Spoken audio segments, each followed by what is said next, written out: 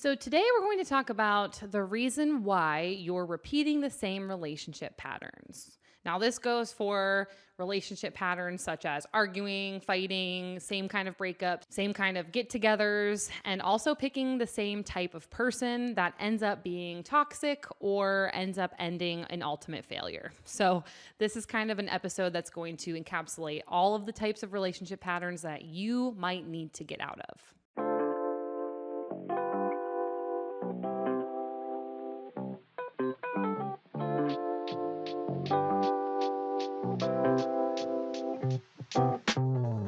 Okay, so listen, dating can be really hard, but it's even harder when we aren't aware of the patterns that we might be acting in or living in.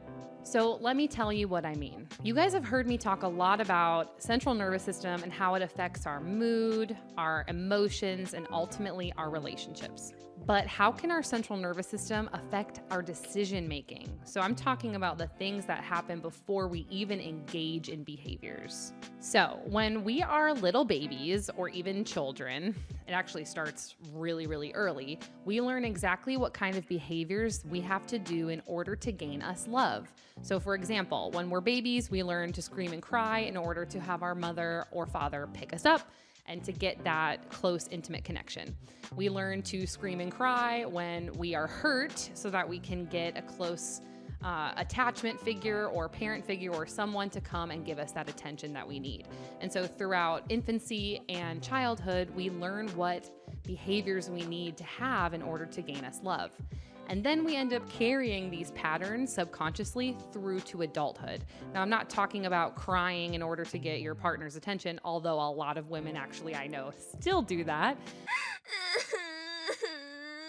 But I am talking about more of the innate relationship patterns and behaviors that a lot of you might be experiencing. So, for example, icing. That's a really good example right now in terms of social media and dating online. So, a lot of people might ice you or give you the cold shoulder if you aren't doing what they want you to do.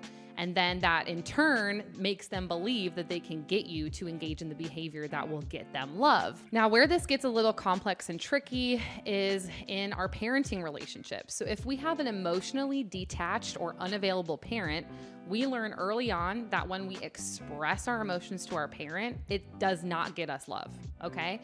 So that might lead to you making the decision in adulthood that I'm not going to express my needs and emotions and feelings to my partner because it's not going to get me love. However, this is what a mature and healthy adult relationship needs in order to thrive. So if you're consistently engaging in these early patterns that you learn to get you love from a child, and you're trying to use it in adulthood, it's not going to achieve the exact result that you're hoping for. And oftentimes you end up repeating that same relationship pattern or dynamic that you had with your father or with your mother or with your earliest attachment figure. So how does this play into our central nervous system? You might be asking yourself.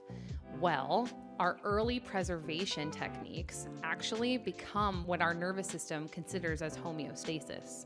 So if we learn early on that by withholding our emotions, and I'm just giving this as an example, by withholding our emotions, we are able to have a peaceful atmosphere with our family members, we will learn to withhold our emotions always to regulate our nervous system and keep us at homeostasis. And these patterns of preservation don't just go away. In fact, they intensify as we become adults because we oftentimes try to relive our earliest attachments to try to help rectify some of the things that went wrong, or we try to relive those early attachments because it's all our central nervous system knows is healthy and knows is comfortable. And as humans and in our brains, we will always try to go for what keeps us at homeostasis or at comfort. We saw icing or we saw withholding emotions as the only way to receive love and care from our caregivers. We're going to continue to do that because that's what our brain is comfortable with. That's what our nervous system is comfortable with. But if you're watching this video, chances are you are no longer a child. So the real question is, are these early childhood patterns still serving you as an adult in your relationships? The chance is that if you clicked on this video, it's not serving you anymore. And so what I'm here to encourage you to do is to examine, what are these patterns that you keep reliving? The truth is, if they are no longer serving you, it's time to do the work to get those relationship patterns out. It's time to do the work so that you can move on and achieve a healthier present and future and stop living in the same patterns of your past. You have to become a witness to your current patterns and your current behaviors. You have to become a witness to your thought patterns, because it oftentimes starts with those thoughts. And you have to recognize that you are a product of your childhood. You are a product of your attachment, and that those attachments can be very entangled in your current attachment as well. So as always, please like and subscribe to our channel. If you would like more information on how to do the work to get yourself out of these patterns, please reach out, send me a message or comment on this video. And if you have any questions, I'd be happy to help. And as always, if you're ready for real relationships and real connection, and if you're ready to do the work, then let's get started.